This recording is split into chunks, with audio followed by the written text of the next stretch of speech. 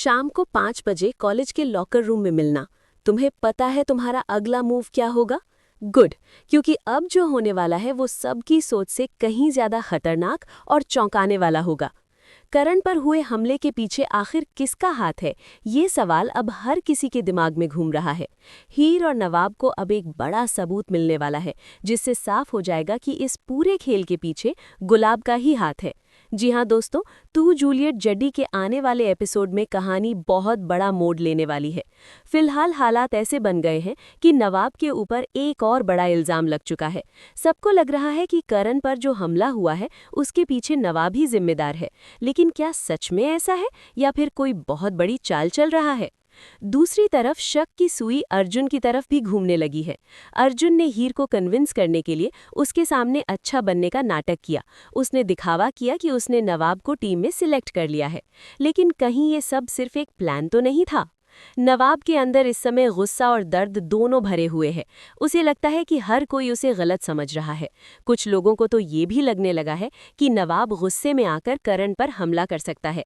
लेकिन सच्चाई ये है कि हीर ने नवाब को पहले ही समझा दिया था कि वो किसी भी हालत में कोई गलत कदम न उठाए। हीर ने उसे शांत रहने के लिए कहा था और नवाब ने भी उसकी बात मान ली थी। फिर सवाल ये उठता है कि अगर नवाब ने हमला नहीं करवाया तो आखिर करण पर हमला किसने करवाया?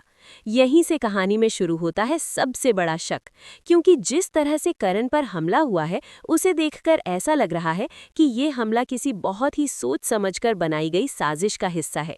कुछ लोगों को अब ये शक होने लगा है कि कहीं करण और गुलाब मिलकर कोई बड़ा खेल तो नहीं खेल रहे। गुलाब के पास पैसे की कोई कमी नहीं है, वो चाहे तो किसी को भी खरीद सकती है, और अगर वो चाहे तो किसी को फंसाने के लिए किसी भी हद तक जा सकती है, यहाँ तक कि अपने ही बेटे को भी। जी हाँ दोस्तों, यही बात सबसे ज्यादा चौंकाने वाली है।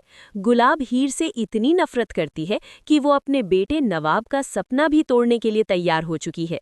नवाब का सबसे बड़ा सपना है इस मैच को खेलना और अपनी टीम को जीत दिलाना, लेकिन गुलाब इस सपने को चूर चूर करने में लगी हुई है। एक माँ होकर भी वो अपने बेटे की खुशियों को नहीं देख पा रही। उसका बस एक ही मकसद है कि किसी भी तरह हीर को नवाब की जिंदगी से दूर कर दिया जाए। इसी प्लान के तहत गुलाब अब मास्क पहनकर करण से मिलने जाने वाली है। वो उसे और पैसे देने वाली है ताकि पूरा खेल उसी तरह चलता रहे जैसा वो चाहती है। लेकिन गुलाब को बिल्कुल भी अंदाजा नहीं है कि इस बार उसकी किस्मत उसका साथ नहीं देने वाली, क्योंकि जब गुलाब करण से मिलने जाएगी तब ये सब कुछ हीर अपनी आंखों से देख लेगी। हीर ये देखकर पूरी तरह हैरान रह जाएगी।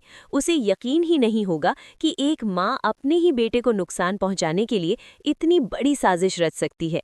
लेकिन कहानी में सबसे बड़ा झटका तब लगेगा जब नवाब भी वहीं पहुंच जाएगा।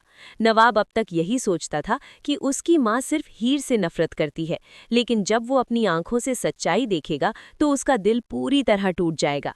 उसे समझ आ जाएगा कि उसकी माँ हीर से नहीं बल्कि उससे भी नफरत करती है, क्योंकि हीर को चोट पहुंचाने के लिए वो अपने ही बेटे का सपना तोड़ रही है।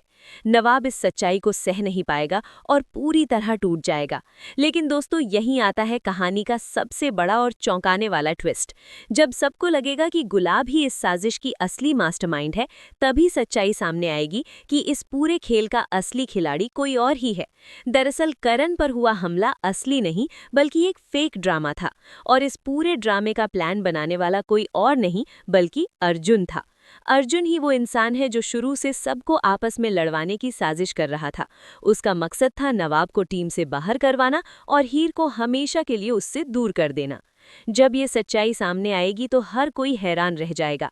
नवाब को समझ आएगा कि वो जिस इंसान पर भरोसा कर रहा था वही असल में उसका सबसे बड़ा दुश्मन निकला। अब देखना ये होगा कि क्या नवाब और हीर मिलकर अर्जुन की साजिश को बेनकाब कर पाएंगे या फिर अर्जुन का प्लान कामयाब हो जाएगा।